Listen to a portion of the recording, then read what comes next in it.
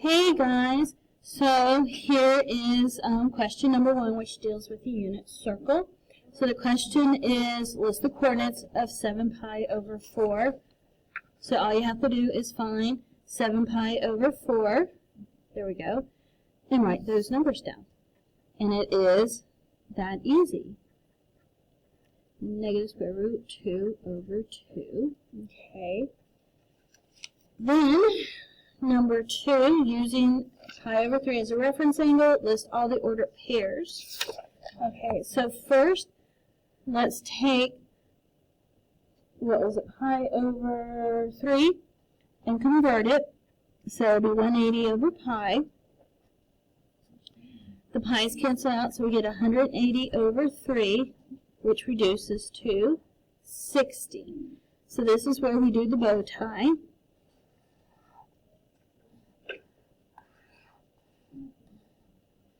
And we want all of these to be 60.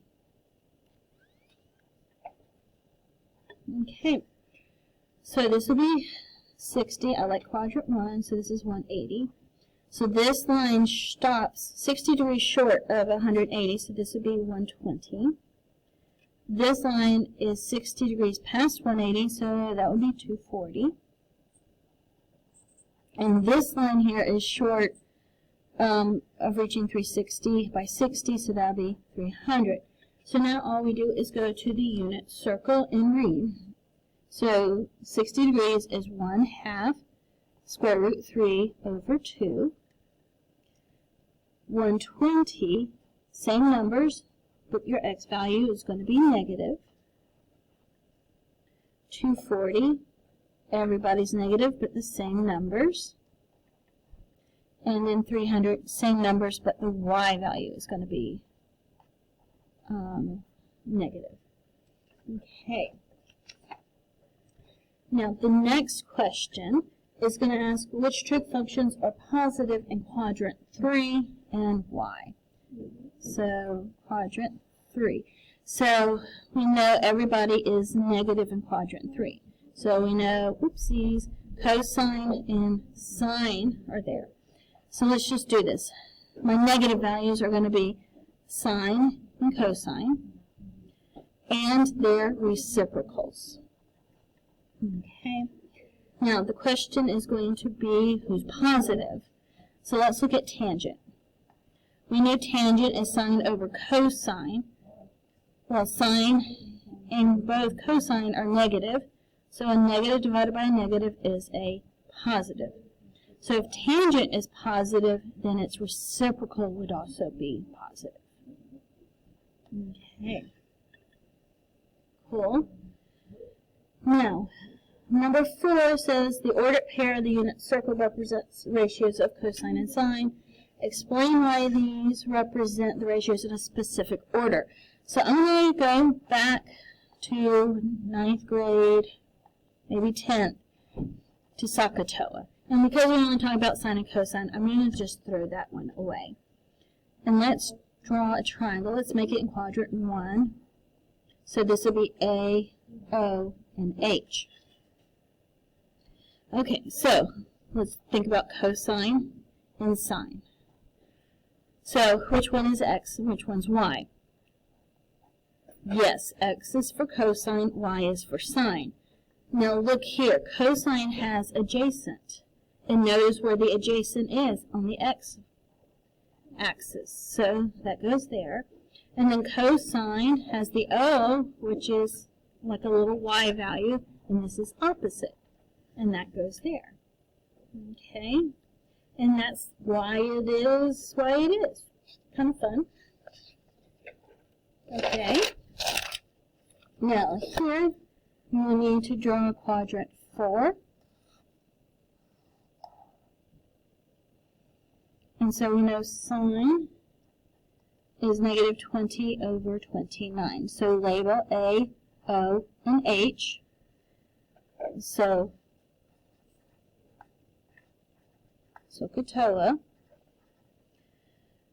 So O is 20, H is 29. Because hypotenuse can never be negative, the negative goes on the 20. So we're going to do the Pythagorean theorem.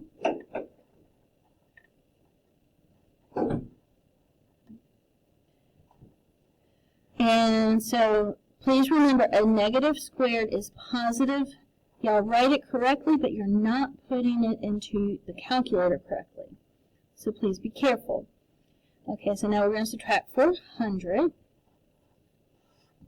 So I get a squared equals 441. Take the square root, and a equals 21. Okay, so now cosine is a over 8, so 21 over 29. Tangent is going to be O over A. Okay, now the reciprocals. The reciprocal sign is cosecant 29 over negative 20. Secant is 29 over 21. And cotangent, which is 21 over negative 20. Okay.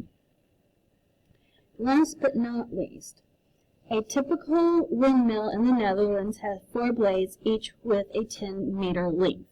Okay, so let's draw a picture. Now, don't judge me for my picture. It looks like a big old daisy. But there's my windmill. Okay. The blade itself is 10. So that means R is 10. Okay. So when you don't know what it looks like, draw a picture.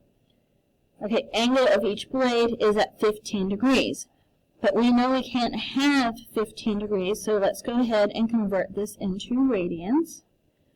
Okay, put it over 1, so we get 15 pi over 180, which is pi over 12.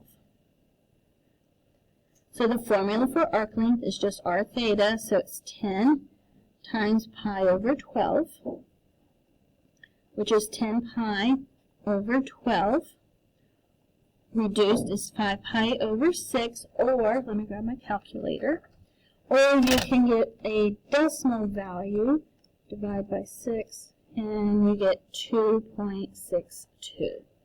Okay, I wish you luck if this is the question you choose for your performance final.